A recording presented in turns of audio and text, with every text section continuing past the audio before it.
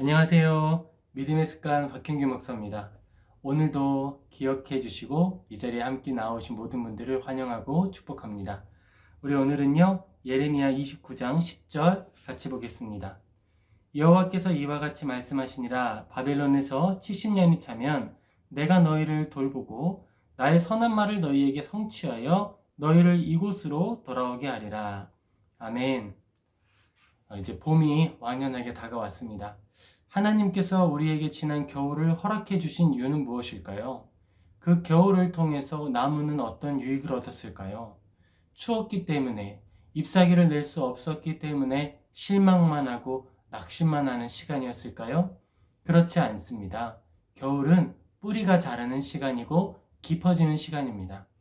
우리가 포로기에서 신약까지 이어지는 구속사의 이야기를 세 번에 걸쳐 살펴볼 텐데요. 그 안에 담긴 하나님의 은혜에 함께 누리는 저와 모든 성도님 되시기를 예수님의 이름으로 축복합니다. 포로기는 우리가 잘 아는 것처럼 이스라엘 사람들이 전쟁에 패배해서 전쟁 포로로 끌려가게 된 사건입니다. 개인으로서 그 사건이 어떻게 다가왔을까요? 힘들었을 거예요. 괴로웠을 겁니다. 위로 얻을 만한 자리도 없겠죠. 또 막막했을 것입니다. 어디로 가야 되는 거지? 내가 제대로 살아갈 수 있을까? 그런 막막함과 떨림, 그 두려움 앞에 서는 것이 포로의 시간이었습니다. 그런데 중요한 것은 하나님께서 그 시간을 이스라엘 사람들에게 허락해 주셨다라는 것입니다. 그것이 아무런 뜻 없이 우연히 우리에게 찾아온 것이 아니고 하나님께서 의도하시고 계획하셔서 허락하셨다라고 하는 것이 우리에게 중요한 일이 되는 거예요. 바벨론 포로기에서 그리스도가 오실 때까지의 시간은 약 600년 정도 우리가 생각을 하고 있습니다. 이 시간들은요, 다른 시간보다 훨씬 긴 시간이었어요. 성경은 구속사역을 수행하는 도구로 역사적 방식과 예언의 방식을 다루고 있습니다. 역사로서 하나님의 일하심을 다루어 전하기도 하고요, 예언의 방식을 통해서 전달해 주기로 했어요. 오늘 우리가 살펴본 예레미야 29장 10절은 예레미야 선지자를 통해서 포로기가 시작되기 전에 포로기에 접어들고 있는 사람들에게 하나님의 말씀이 전달된 것입니다. 예레미야가 어떤 이야기를 주로 했을까요? 예레미야는 심판선언과 저주선언, 하나님께서 너희를 징계하실 것이다 라고 하는 가르침을 주로 전했습니다. 인기가 많았을까요? 인기 없었죠. 많은 사람들에게 핍박도 받고 어려움도 많이 경험했습니다. 그럼 예레미야가 하는 말이 틀렸기 때문에 그런 모든 어려움이 찾아온 것일까요? 그가 좋은 선지자가 아니기 때문에 어려움이 찾아오는 것일까요? 아니었습니다. 오히려 하나님께 택함받았고 하나님 안에 살아가기 때문에 많은 어려움과 시대의 역풍을 경험할 수밖에 없었다라는 거예요. 이스라엘 사람들은 왜 예레미야의 선언, 그 예언들을 거절했을까? 자신들에게 찾아오는 미래가 두려운 거예요. 내 죄가 드러나는 게 겁나는 겁니다. 창피한 거죠. 그런데 예레미야의 모든 예언이 성취된 후에는 어떻게 됐을까요? 이스라엘 사람들이 포로로 끌려가는 그 상황 속에서 무엇이 그들을 위로할 수 있겠습니까? 이스라엘 사람들이 그토록 싫어하고 미워하던 예레미야의 그 예언들이 이제 포로기 시작되었고 포로가 되어 끌려가고 소망을 잃어버린 사람들에게는 유일한 소망의 통로가 되었습니다. 예레미야가 이렇게 이야기했습니다. 여호와께서 이같이 말씀하시니라. 바벨론에서 70년이 차면 내가 너희를 돌보고 나의 선한 말을 너희에게 성취하여 너희를 이곳으로 돌아오게 하리라. 아멘. 이스라엘 사람들은 포로기가 시작할 때 3번에 걸쳐서 포로로 잡혀가게 됐습니다. 처음에 잡혀갔던 사람들은 어떻게 됐을까요? 그들은 가장 선대함을 받으면서 포로로 끌려가게 됐어요. 어떤 사람들은 상황에 의해서 어쩔 수 없이 포로가 되기도 했고 어떤 사람들은 자발적으로 하나님의 말씀을 수용해서 투항하는 사람들도 있었을 겁니다. 중요한 사실은 하나님은 그 모든 사람들, 이스라엘 사람들을 한 번도 잊어버리시거나 아예 내버려 던져 버려두신 적이 한 번도 없다는 거예요. 오히려 하나님은 이스라엘 사람들의 흩어짐을 통해서 하나님의 구원 사역을 이루어 가신다라고 하는 것을 우리는 생각할 수 있습니다. 하나님께서는 이스라엘이 흩어진 자리에서 메시아 대망 사상, 우리를 구원하실 구원자가 오실 것이다 라고 하는 그 믿음을 전파하길 원하셨어요. 삶을 살아가기를 원했다라는 것입니다. 나는 이제 포로가 되었으니까 소망도 없고 희망도 없고 신앙도 없다. 그렇게 살아가는 것이 아니고 낮아진 자리, 연약한 자리, 하나님 외에는 의지할 것 없는 그 어려운 삶의 자리에서 하나님을 바라보고 살아가라 하는 거예요. 그러면 그때에는 우리가 하나님의 약속의 땅에서 살아갈 때에는 나에게 불편감만 주고 나를 힘들게만 하던 하나님의 약속의 말씀들이 우리를 위로하는 걸 경험하게 된다는 것입니다. 이스라엘 사람들이 예레미야의 선언을 통해서 정말 싫은 감정을 느꼈고 예레미야를 반대하는 많은 일들을 했다라고 하는 걸 우리가 들었어요. 하지만 결국 그 자리에 나아갔을 때 하나님의 성취하심을 보니 예레미야가 전했던 말이야말로 하나님의 말씀이었고, 그리고 그 말씀을 찬찬히 살펴보니 우리가 고통당하고 있는 이 시간에 끝이 있다라고 하는 게 소망이 된다는 거예요. 하나님의 말씀은 이런 방식으로 우리에게 당신의 살아계심과 당신이 얼마나 권위 있는 분이신지를 알려주십니다. 하나님은 이처럼 우리를 가르쳐 주시고 가르쳐 주신 대로 통치하는 방식으로 우리에게 도덕적 통치를 실행하시는 거예요. 하나님께서는 규범이 있으시고 원칙이 있으시고 그 원칙 안에서 모든 것들을 다스려 주시는 것입니다. 이스라엘 사람들이 살아갈 때에 그러면은 세계의 많은 나라들, 큰 대국들이죠. 그 국가에 사는 사람들은 안전하고 즐겁고 늘 행복한 삶을 살았을까? 이스라엘 사람들은 지정학적으로 좀 불리한 위치에 있었고 군사적으로 약했기 때문에 그런 어려움이 찾아온 것인가? 이런 것들을 생각해 볼 수 있을 거예요. 우리가 얼마나 큰 국가에 소속돼 있고 얼마나 많은 재정을 가지고 있고 얼마나 많은 자랑거리를 소유하면 이제는 겁내지 않고 두려워하지 않고 마음껏 기뻐하며 살 수 있을까? 이런 생각까지도 이어가 볼 수 있을 겁니다. 그런데 놀라운 사실은요. 이스라엘 사람들은 나라를 잃어버리고 모든 자리에 흩어져 있었으나 이스라엘이라고 하는 정체성을 잃어버리지 않았고요. 큰 나라들은 하나님께서 보호하심을 얻지 못했을 때 그들의 나라는 계속 유지될 수가 없었어요. 뛰어난 왕이 있을 때 잠깐 유지되는 듯 했다가 곧 흩어지거나 다음 나라들에 의해서 전쟁에 패배하고 또 삼켜지거나 이런 경험들을 반복하게 됩니다.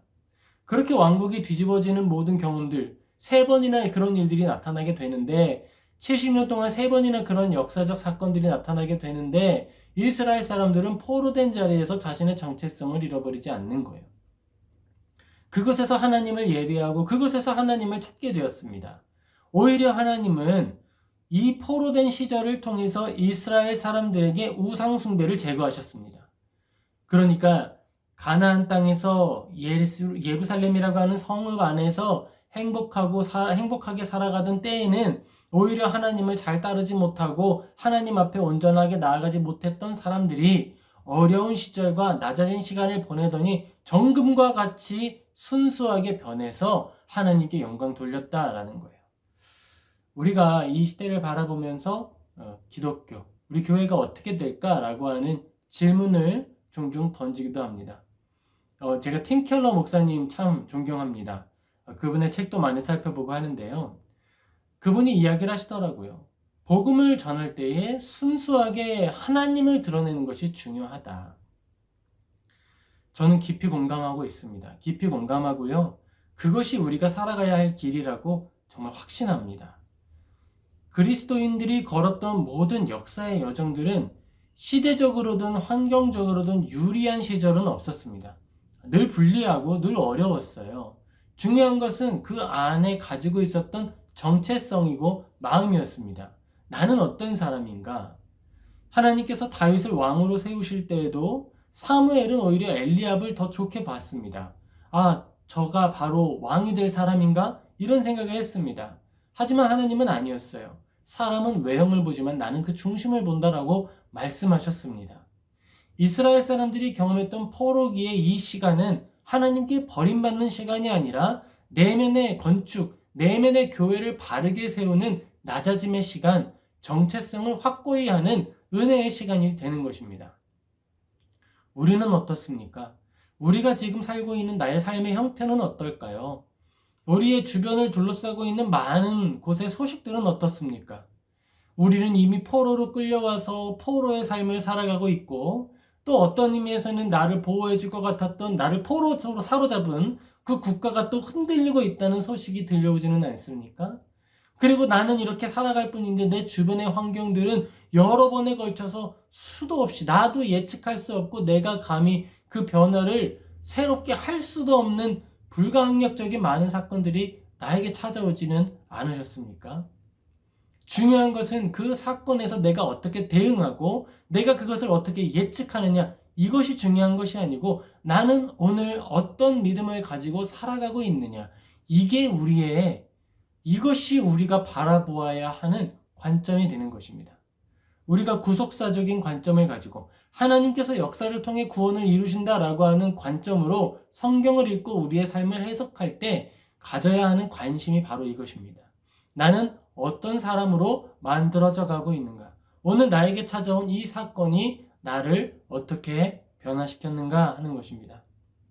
사랑하는 성도 여러분, 이 세상을 살아갈 때 우리에게 닥쳐오는 모든 상황이나 사건들이 호의적이지 않을 수 있습니다. 하지만 실망하지 마세요. 괜찮습니다. 우리는 하나님 안에서, 하나님 앞에서 살아가는 것입니다. 모든 사건들이 하나님의 뜻 밖에서 벌어지는 것이 없습니다. 하나님 안에서 모든 일이 이루어져 가고 있다라고 하는 이 사실로부터 우리는 담대함을 얻고 위로함을 얻는 거예요. 처음에는 슬플 수 있겠죠. 왜 하나님 믿는 사람들은 광야를 걸어야 하는가? 하나님 믿는 사람들 복 받고 잘 되고 한 번에 잘 되면 좋은데 왜 다윗처럼 광야를 걸어가야 하고 요셉처럼 억울한 일도 경험해야 하는가? 그런 말이 올 수도 있겠죠. 하지만 우리가 이 시대를 살아가고 우리의 삶의 그 모든 사건들이 실제로 나타나게 됐을 때 우리를 위로하는 것은 하나님의 말씀이 되는 것입니다. 하나님의 말씀대로 진실로 이 모든 사건이 나의 변화를 위해서 주어졌구나. 이 모든 사건들이 하나님 안에 나를 단단하게 하고 우리 안에 지어지는 하는 아름다운 교회를 더 건강하고 활력 있게 하시기 위하여서 허락하신 일이구나 라고 하는 것들을 우리는 확신하게 되는 것이에요. 우리가 믿음의 여정을 걸어가고 있습니다. 우리가 계속해서 이 성경을 또 구속사적인 관점으로 한번 개괄을 해볼 텐데 그 모든 굴곡, 그 변화들의 지점에서 우리가 우리의 삶을 잘 돌아보고 해석할 수 있는 열쇠를 소유하게 되기를 예수님의 이름으로 축복합니다. 우리 삶에 찾아오는 모든 일들은 해석되지 않았을 때 고통이 되고 상처가 되고 아픔이 됩니다. 그런데 그게 은혜 안에 해석이 되면 그것이 나를 성숙시키는 도구가 되고 나의 삶에 더 적극적으로 살아갈 활력이 되는 거예요. 우리 모두가 하나님을 의지하며 이 세상 선한 길 걸어가는 저 모든 성도님 되시기를 다시 한번 예수님의 이름으로 축복합니다. 아멘. 기도하겠습니다. 은혜가 충만하신 하나님, 살아계신 우리 하나님, 정말 감사합니다. 세상에 의지할 것 없고 두려운 것 투성이고 죽을 일이 산적해 있지만 우리가 하나님을 믿고 주님 의지하기에 그 모든 일들 속에서 담대할 수 있고 감사할 수 있습니다. 하나님, 우리가 감사하기 어려운 모든 순간에 주님 바라보도록 도와주시옵소서. 또한 우리가 연약해지는 순간에 새 힘을 내려 주시옵소서. 그리고 우리에게 찾아온 이 모든 사건들이 지나간 후에는 하나님의 손길을 발견하여 하나님께 영광 올리게 하여 주시옵소서. 하나님, 이 시간 아파하는 성도님들 계시다면 찾아가 주시고 위로하여 주시고 치료하여 주시옵소서. 하나님 살아계시고 하나님이 우리 소망이다 라고 하는 사실을 우리에게 깨달아 알도록 도와주시옵소서. 우리의 모든 삶을 지키시고 인도하실 하나님 의지합니다. 우리를 붙들어 주옵소서. 우리를 사랑하여 꼭 붙들어 주시고 놓지 않으실 주님께 감사하며 이 모든 것 우리의 사랑 예수 그리스도의 이름으로 기도하옵나이다. 아멘. 네, 오늘도 지금 만나 기억해 주시고 찾아와 주셔서 감사합니다. 또 하루를 살아가고 인생을 견뎌낼 힘 말씀 안에서 발견하시기를, 그리고 그 안에서 사랑의 온기를 세상에 나타내고 그리스도의 향기를 전파하는 모든 성도님 되시기를 예수님의 이름으로 축복합니다. 아멘. 감사합니다. 또 뵙겠습니다.